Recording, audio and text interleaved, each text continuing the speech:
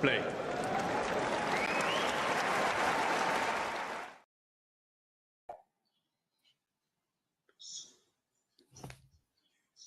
Well, hello there and welcome to Talking Tennis.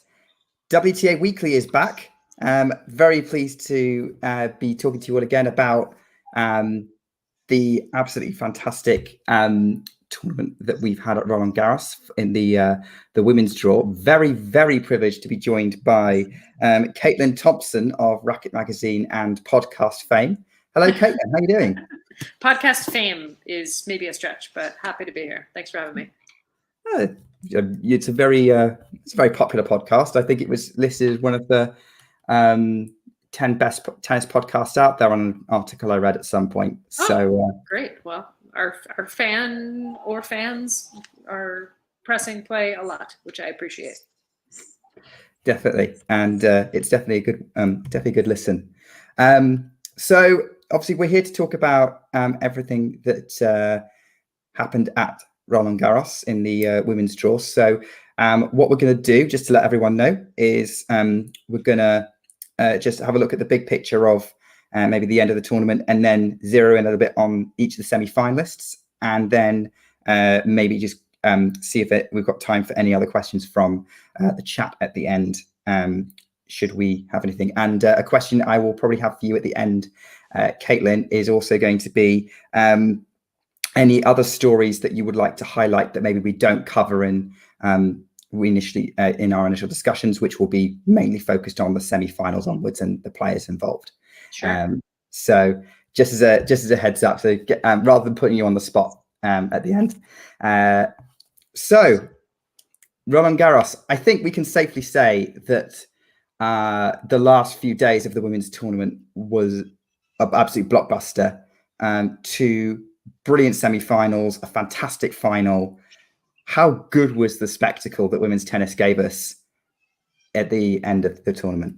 I mean, I can't really say enough about the parity of the women's tour. And the good news is that I don't have to when we have draws as just chock-a-block with credible players who can go deep, the variety, some of the storylines. You know, I think I've been a fan of women's tennis for a very long time, and seeing specifically the variety of styles and the really intriguing matchups that happened in the semifinals specifically. Right here, we're looking at Iga Swiatek's match against Beatrice Haddad-Maia.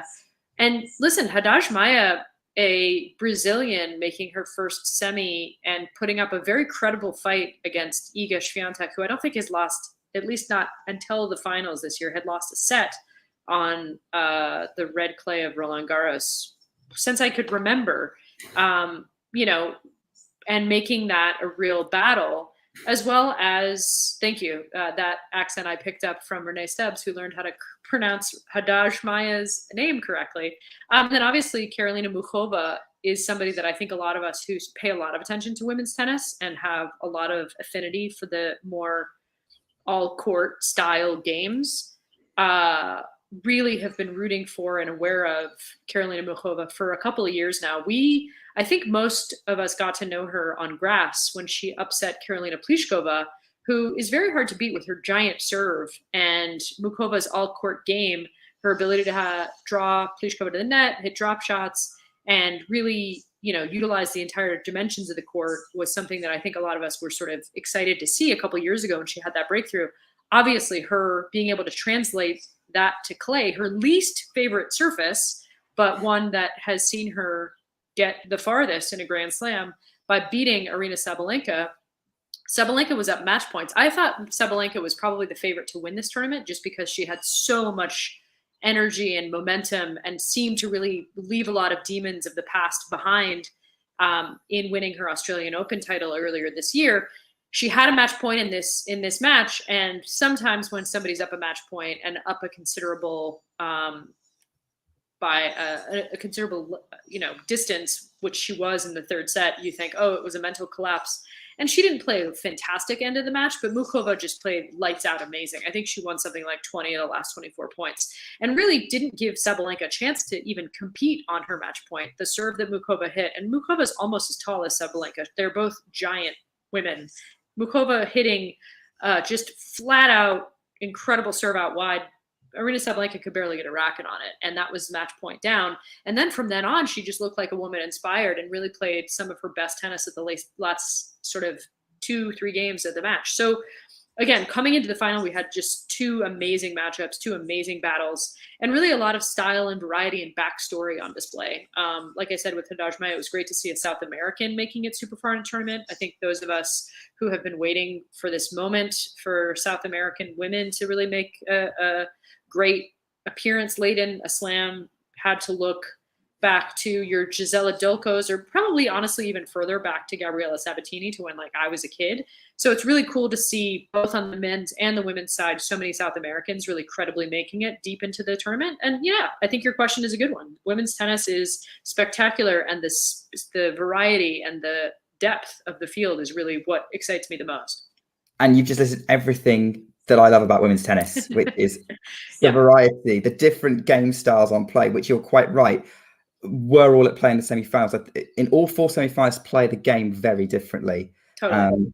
The stories involved, the depth of talent within the fields, the battles you can have all the way through the draw. I mean, generally a women's first round of a major is more interesting than the men's in terms of potential matchups you can get with some really dangerous unseeded players, far more out there. So yeah, and as you said, the variety on display. You've got the power game of Sabalenka, the variety of Muchova, the high top spin of Swiatek, the Haddad Maia's just absolute just resilience and endurance, as highlighted by having played in multiple long matches this year. Totally. Yeah, she loves a battle. I mean, I think even if you telescope out to the round that preceded it, we still had, you know, your Ons Jabeur's in the draw.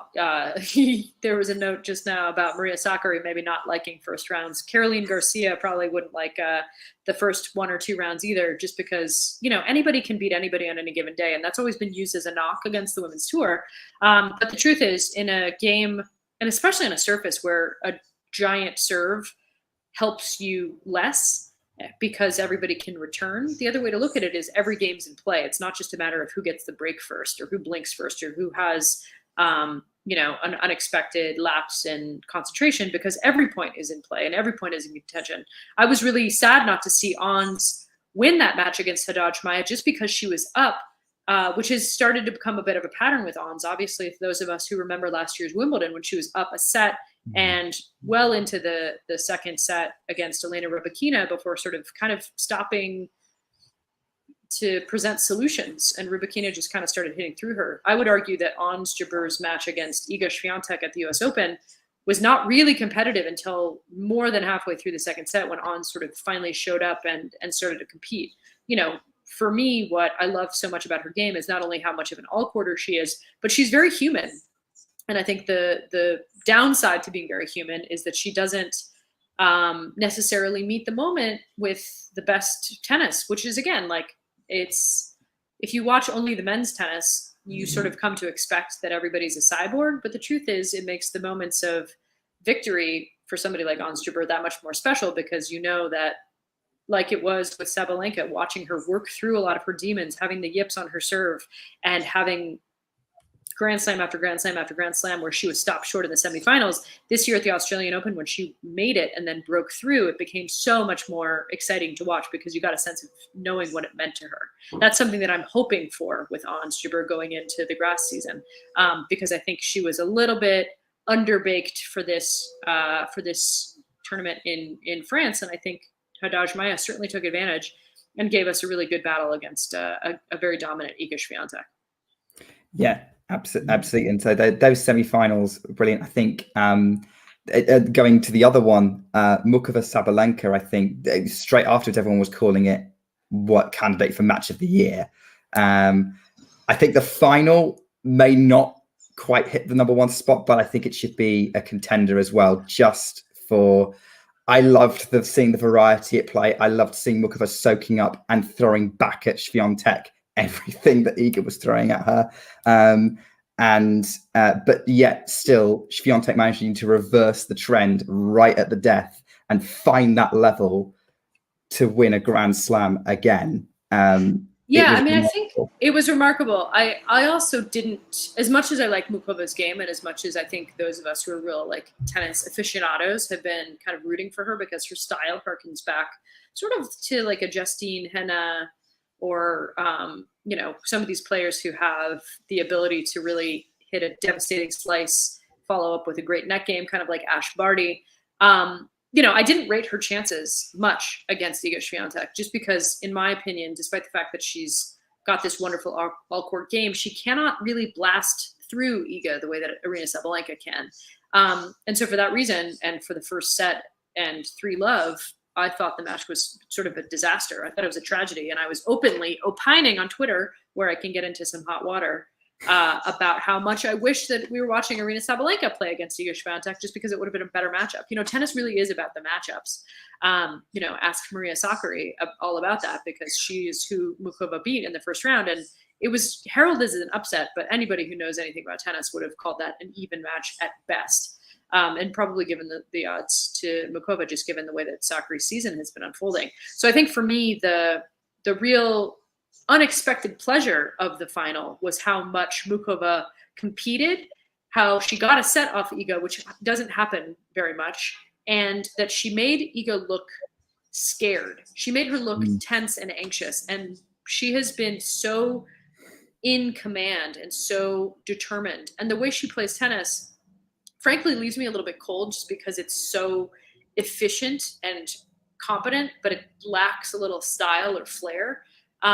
And I think what I liked about this final was that Muchova, because she really took back the sort of onus of the match, got that second set and made the third set extremely competitive, it sort of forced Iga into a more compelling situation, a more compelling context, where she was actually having to sort of play a little bit like the underdog, or at least the play from behind, which she so often is not. You know, if you think back to last year's French Open final, where she played against Coco Gauff, who, again, great athlete, great person to have on the tour, amazing addition to the variety and the backstories of this amazing echelon of women who make up the WTA tour. But I think for those of us who know her game, not much to hurt Iga with. And Iga didn't look uncomfortable or out of place for most of that match. Compare that to this year's final, where she was in trouble and we saw something new. So not the outcome necessarily I wanted. I prefer to see the all quarters win against a really competent defender. That said, you can only play the game that's in front of you. And real credit to Iga for making that last couple of games just absolutely, you know, airtight in terms of her play and how she didn't lose focus. Muchova played a style of game that is more aggressive, is more exciting, and frankly, one that I vastly prefer, but it comes with risks, and it comes with the, you know, with the risk reward ratio that, if it's not extremely carefully managed, can, you know, very easily go into your opponent's hands. Yeah, I absolutely. And I agree. I think it was the way Iga tightened up, like in terms of, not tightened up in terms of getting more nervous, but took more control, given that she'd kind of lost it at the beginning of the third set. You know, she went down a break twice and kept having to fight back. That was impressive. Totally. Would you say that this was her hardest major win, or would you say this maybe US Open was harder? I don't think the US Open was harder. I think this was definitely harder, not only in terms of the scoreline, but also in terms of the certainty of victory. I think, you know, Ons can hurt Iga, and that matchup is a compelling one, but it's only a compelling one if Ons really shows up. And as we've seen from her, sometimes those lapses in concentration, she'll bail out of points. Her commitment to playing her game style can waver. And again, that makes her really compelling to me because it's very human. And frankly, it's really relatable. It's probably the only part of the game that I find relatable, because the rest of her game is just so excellent. But the emotions and the roller coaster that she can kind of go through is relatable. The finals of the US Open was never in doubt. Ons just played it a little bit tighter towards the end of the match and made you wonder, oh, if this Ons had shown up the entire time, then maybe we'd be watching something a little bit more compelling.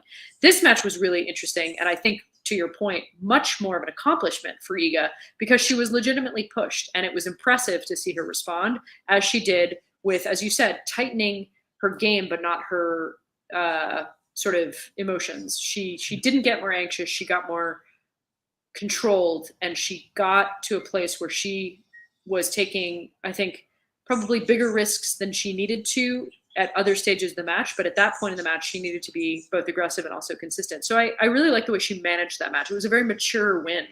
And again, I think one of the great things about watching the greats play is you can see them evolve in real time.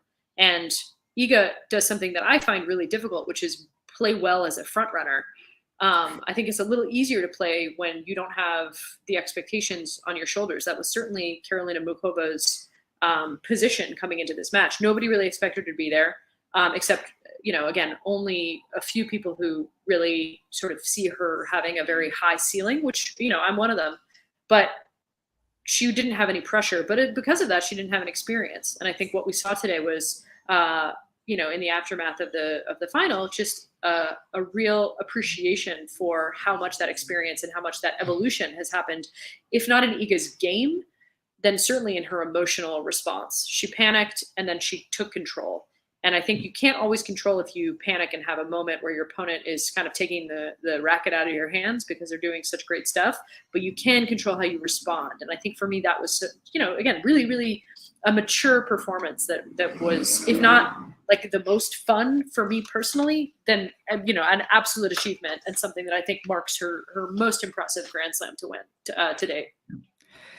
And this sets up a question because she's now won 3 of the last 5 majors in singles. Is this the Iga era, or is Roland Garros its own in its own bubble for her? It's a good question. I think the answer might be yes to both of those, but I certainly think that this is more likely it's hard to make a comparison to Rafa Nadal, given what he has done on clay in our sport, specifically at the French Open. But I think her vast preference is on clay, and I think it'll be interesting, and I'm excited to watch her expand her repertoire and build her game onto grass specifically. Obviously, she's already won the US Open, but it's not her favorite surface the way that this is. And so I think for that reason, she's certainly not the favorite at Wimbledon. I wouldn't even rate her in the top 10 to lift that trophy. Her movement, which is impeccable on clay, doesn't really help her all that much on grass because the footing is that much more uncertain. And so for me, Rafa maybe doesn't like that comparison, but I do think on clay, she's the closest thing we have to an heir apparent. On grass, however, just as Rafa had to really work to shorten his backswing, to get his net game, which has always been really excellent and I think underappreciated, but really get it to a position where he could, be aggressive in those points. He evolved, and I think what's cool is that we have the opportunity to watch Iga evolve. That said, unlike Rafa, who really by the time he was contending for Wimbledon's was already facing a Roger Federer who was kind of on the wane, Iga has 2 incredibly difficult opponents in the forms of Aryna Sabalenka and Elena Rybakina, who won last year's Wimbledon. And, I would also put Ons up there as somebody who, made the finals and who is a very credible threat to go deep again. I don't love Iga's chances on grass, but I also think that that's what's cool about tennis is the way that Novak Djokovic really started by specializing in one event, one surface, and then improved his game and now is the threat everywhere and is the expected victor. I think that could happen for Iga. And let's see how she develops her game further to be more effective on these other surfaces because clay, very, very little to improve. Yeah, and I agree with you. I'm looking forward to see what happens on grass. I am a big Iga Swiatek fan. Personally, so I hope you haven't taken my comments personally. No, because I completely understand where you're going from. Like the ruthless efficiency of it maybe can be off-putting. I just like seeing what her forehand can do, the variety she can produce with it. I was a huge Federer fan, so I'm seeing a lot of similarities in the execution and that sort of how did she do that kind of moments. But you are quite right with her weakness on grass, and she's got plenty of time to evolve on the surface. It'll be exciting. It's certainly not a weakness as much as an opportunity. She's never beaten a top 60 ranked opponent on the surface, but I feel like that's one of those stats that's probably going to stop very soon. A bit like Aryna Sabalenka's never got past the 3rd round of the French Open. Right. Yeah. I mean, she got a set off ons 2 years ago, and was probably unfortunate that she was last year and that she played the master disruptor that is Elise Cornet. But I would agree with you that she's not the favorite on grass, and the movement is the biggest problem. But the rest of her game is adaptable enough that it should work. I mean, Rafa made it work. It should work. I think she'll have to flatten out her forehand quite a bit because she has quite a Western grip. It's also why Coco will probably never be good on grass unless she gets her forehand and her serve really in order. She has extra time on clay in a way that just grass is not only not providing, but it's also just like ruthless. So I do think some mechanical changes will have to take place, just because I think, for Roger, he had essentially like an Eastern grip, or at most a semi-Western grip.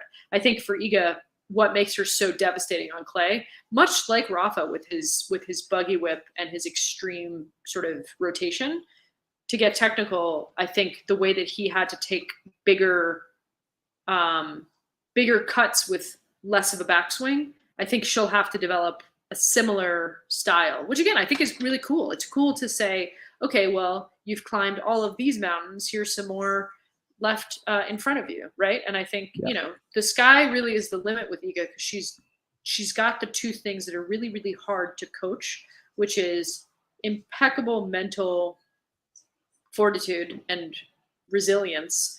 And she's got incredible movement, like there's a ceiling for how much, especially the bigger players, I'm thinking of your like Lindsay Davenports or your, John Isner's, or people who can hit big but can't particularly move very well, who did well on grass, but not necessarily, certainly on clay or some of the slower surfaces. Iga has great movement. So for me, it's more of a way that she sort of mentally approaches, instead of being so defense oriented, being offense oriented.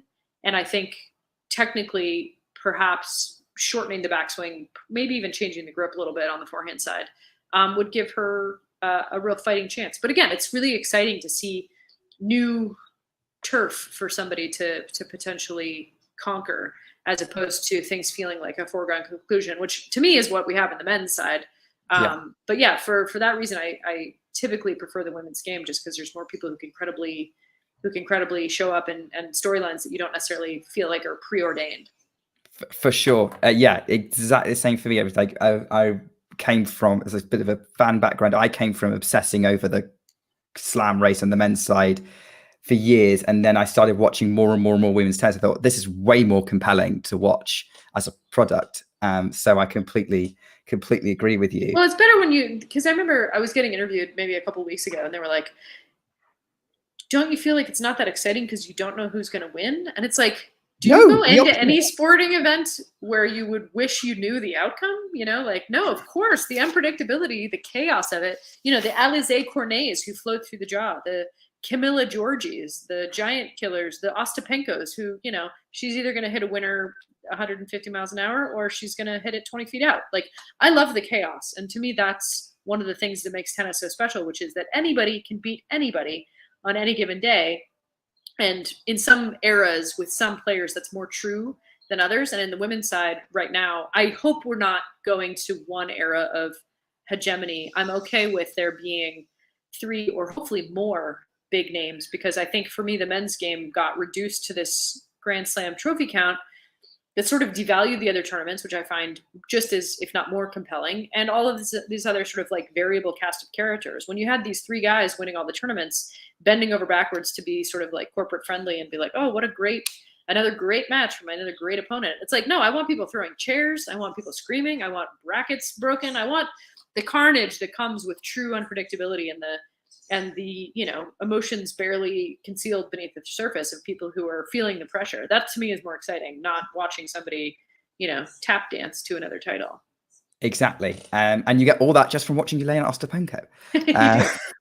And it's one of the reasons, actually, I think I'm looking ahead, like way ahead, but the US Open is going to be fascinating this year because, you've got these 3 who are at the top of their game, possibly more, with Swiatek, Sabalenka, Rybakina, who obviously we'll have to see how it is close to the time, but on paper, it's a knife edge between those 3 who's going to win it.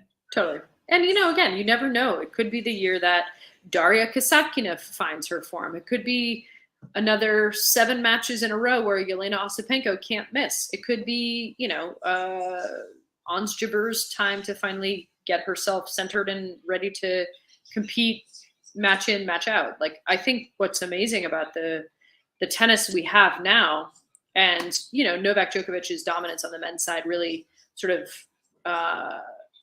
overshadows this, but you just have all these amazing, interesting storylines that are kind of waiting to bubble up. Well, in the women's game, they're already here. And I think you're right. It could be a nice fight between 3 people, but it also could not be. It also could be another, Marion Bartoli kind of Wimbledon run where it's not necessarily expected, but somebody puts together a really great, 2 weeks, and all of a sudden they're lifting the Venus Rosewater dish on the grass. Exactly. And Wimbledon's a prime opportunity, like someone like Ons potentially to come through from last year. It's great that we're all excited about these stories, which of course I think we need to just I just want to ask you about, go back to Karolina Muchova as someone who we might be hoping will win a major. Is it fair to say it'd be very unfortunate if she ends up finishing her career without winning one? I don't know. I mean, I think that, to me, overemphasizes majors. I think one thing that I really resent that this Big 3 race did was make the other tournaments feel insignificant. If I were to be totally honest with you, in imagining myself winning professional tennis tournaments, sure, I had a dream of lifting a Grand Slam trophy over my head, but I would take a Rome over an Australian Open because it's a cooler place with a more meaningful history. The Australian Open was mostly played among 24 draws of Australians only for the vast majority of the time that Margaret Court competed in it, for example, which is why she was able to rack up so many of those records and why her record is, in fact, illegitimate, right? So I think, first of all, Karolina Muchova is more than capable of winning a slam. And I think if she is going to win one soon, it'll be Wimbledon. Will it be this year? I don't know, but I definitely think she's a credible contender and somebody to really watch out for. And now that she's got a little bit of a taste of making it really deep and having a little bit of that experience in the later stages of the slam, it's entirely possible. I also think, I would love to see her just have a really solid career and be in the mix for these late stages of tournaments, because to me, what you get on these quarterfinal days where you have 4 matches in a row and they're all just blockbusters is just really an advertisement for how compelling professional tennis is. This is the best the product has been for a long time. Mm-hmm. And I think if you were to say, to me, both of the finals were a little bit of a letdown just because of how good the semis were. And I would argue a lot of the other rounds. And I think you don't always get the best matches in the finals. On the men's side, that was certainly true.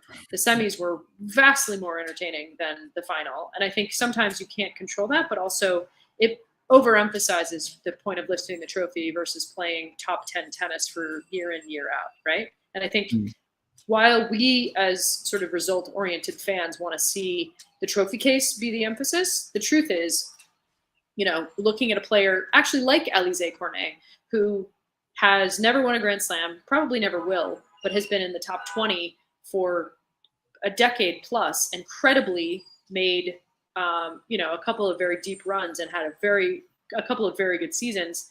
I have to think that that's not nothing. And I think for me, having a healthy tennis that's not so one-sided where it's the champion and a bunch of chumps, as opposed to all of these matches need to be well contended. Like a lot of Serena Williams' years were just utterly dominant. A lot of Steffi Graf's years were utterly dominant. Those first couple of years when Roger Federer was beating everybody, it was fun to watch because his tennis is so beautiful, but it got kind of boring. I would argue what's happening with Novak right now is a little boring. If he doesn't keep himself out of a tournament due to some unforeseen circumstance, he's the favorite.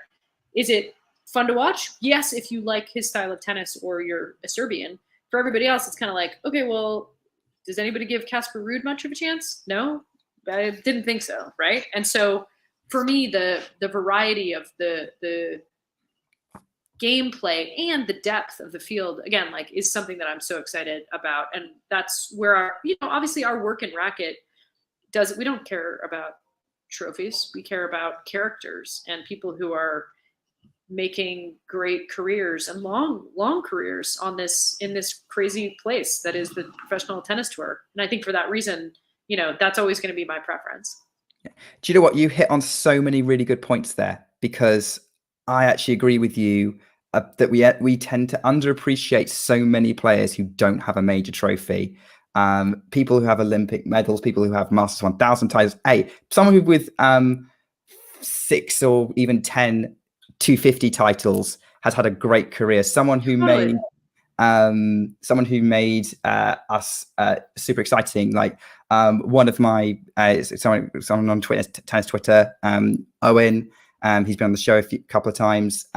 He is a big Sara Sorribes Tormo fan. Sara Sorribes Tormo does not have much of a trophy cabinet, but she's a player that's captured the imagination in a lot of ways, and definitely did this tournament with that epic against Haddad Maia that she can produce. Oh man, totally. Yeah, I mean, I think like your David Ferrers,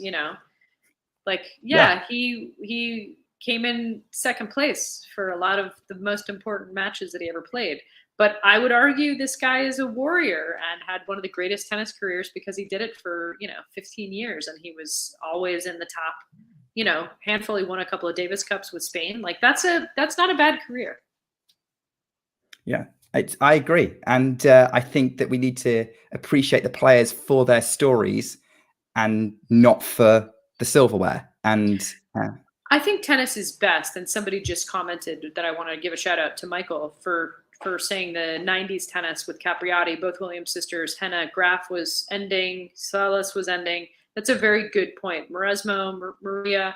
Yeah, Mauresmo didn't really come on the scene until like the mid-2000s. But yes, agreed that was, I don't think it was the peak, but it was a peak, certainly. And I think what was interesting about it is that it came at a time when the men's game was really floundering. Agassi had retired, Sampras had retired, Chang and Courier had retired.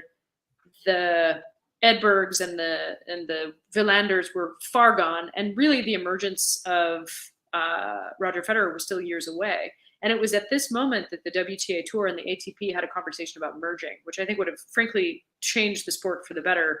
And it's still something that I'd like to see them do because we know that joint events create the most revenue. They get the biggest eyeballs. People like seeing men and women play in the same tournament. They like seeing mixed doubles. There's just no downside to having these tours joined other than just, a logistical nightmare. But I think for me, the real amazing thing about what's happening now with all these women we're talking about, with the differences in styles, I think we have another sort of renaissance happening where it is hearkening back to me to the Capriati, Williams sisters, Graf, Mauresmo, Sharapova era, where it's just there's not an easy first round to be had. There just isn't. There's very few matches that you're going to get a completely lopsided result. Maybe outside of, Iga Swiatek's bakery, where she's handing out some bagels and breadsticks in the early parts of tournaments. But really, for everybody else that's not her, that's a pretty uncommon experience. And I like the idea that anything can happen, on any given day.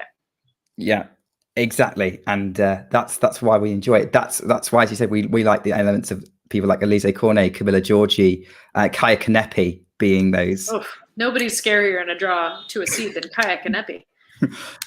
Maybe she's starting. Maybe age is finally catching up with her now. But let's see. She might have one more upset. I don't know. I saw her play last year in Washington, and she surged to the finals and just took down everybody that was possibly takedownable. These players. All they need is like a good. Look, Sloane Stephens is another great example. She's got a slam. If Sloane Stephens decides to show up for a couple matches in a row, she beats anybody. She beats everybody. And I think for me, that's again some of the fun parts of tournaments, especially if you focus beyond just the 4 slams. All of a sudden, there's this rich narrative possibility where, okay, well, Madrid is at altitude, and even though it's on clay, your traditional clay court specialists don't necessarily thrive here. So maybe it is time for like a Badosa, who's both comfortable with service but also has giant weapons. That matchup there with Sabalenka is much more compelling than it is between the two of them in another context, perhaps. And so I think for that reason, tennis just has all these narrative possibilities that at least we try to celebrate. And I know you guys do too. Yeah, for sure. So we've obviously been talking a lot about the great product that is women's tennis. So I'm sure that you have strong opinions on the fact that we only had one women's match in the Roland Garros night session. You know, if the Roland Garros night session were an enviable place to play and an enviable time to play, I might be a little bit more upset by it. I think Roland Garros is the best slam. Roland Garros is the best facility. It's the best time of year. It's got arguably some of the best history.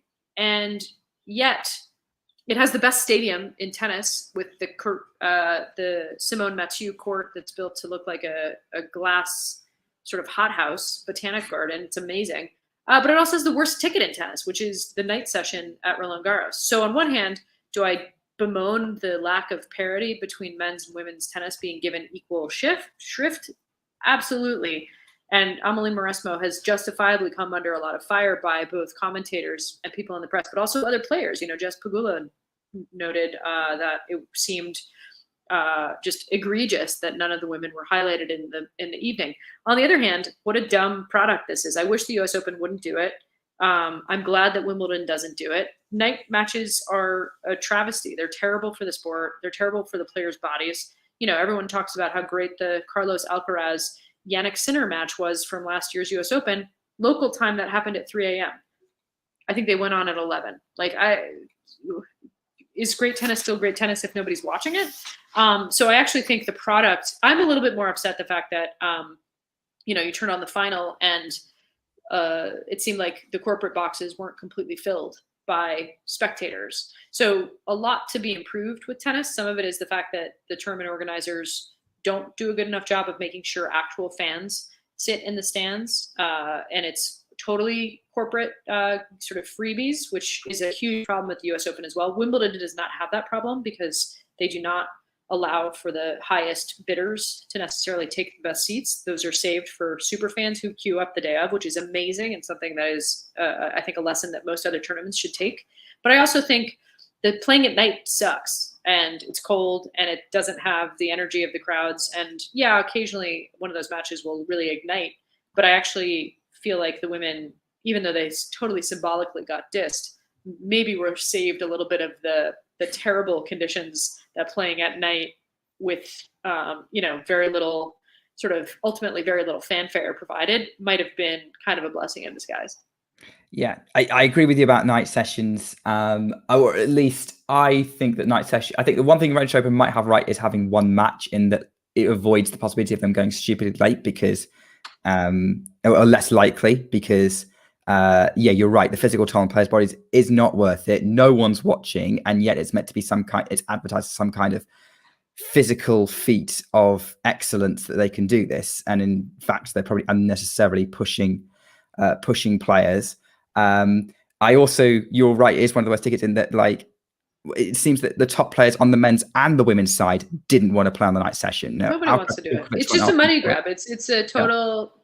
Yeah. I also think, men's matches should be best of three for all the reasons, or in the argument of parity, and people like 5-set matches, and that's what differentiates them from slams from other tournaments. Then let the men and the women play best of 5 from the quarterfinals on, right? So that maybe you're getting fewer options for tennis, because if you go during the first couple of days of the tournament, everybody's playing. It's incredible. The buzz on the grounds. Oh, this match over here. And I got to buzz out and go see that match. And maybe this, 2 lesser ranked players who are going to have an epic battle is raging on this outer court. So we got to get out of the main stadium and go over there, right? Like, one of the things that's exciting about slams is just the fact that there's all these matches. The 128 size draws just provide so much excitement. On the other hand, by the end of the tournament, the matches have decreased in number and frequency. And so maybe that's the time to introduce best of 5 on both sides, because you're getting fewer matches, but maybe they're longer. I have lots of other reasons that I don't like best of 5. It ruins the bodies. A lot of times, at least one of those sets is a throwaway set.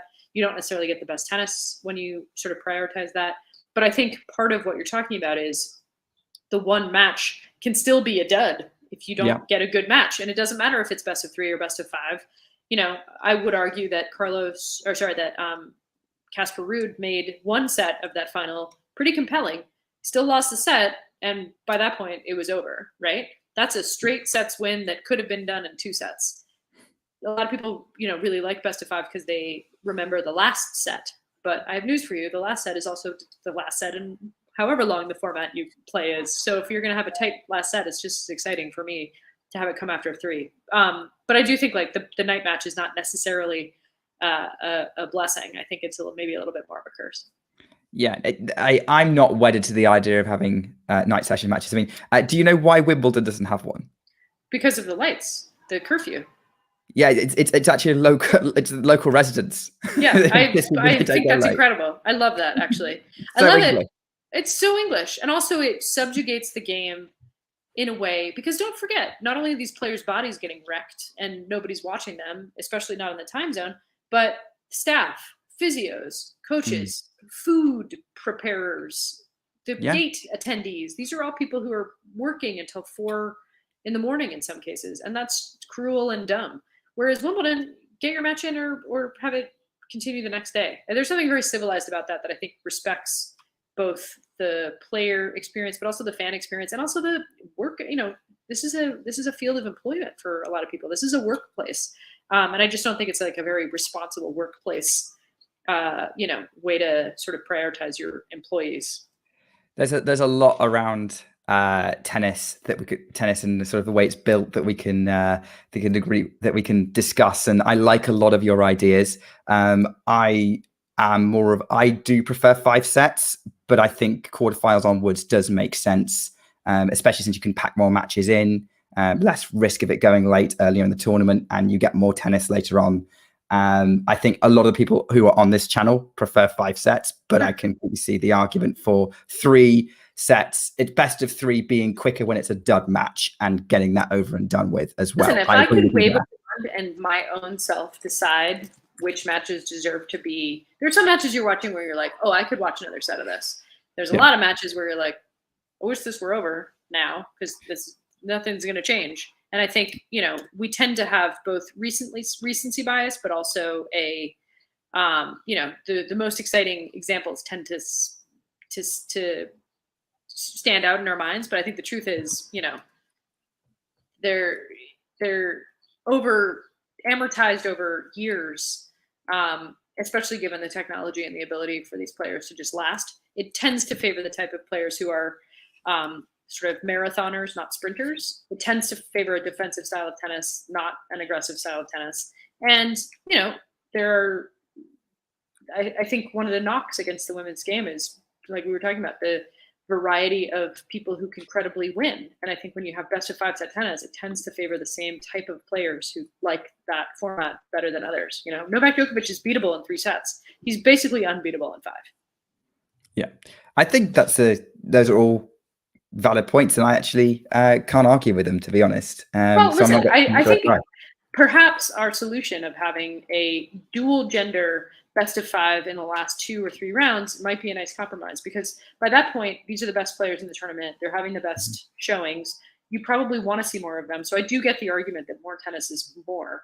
But again, if it's more competitive and it's only the best of the best who are sort of then enabled to compete in that extra way, I think it might go a long way to. But anyway, this is sort of like a subject for my podcast. I could talk about this forever, and I often do, much to the disappointment to listeners.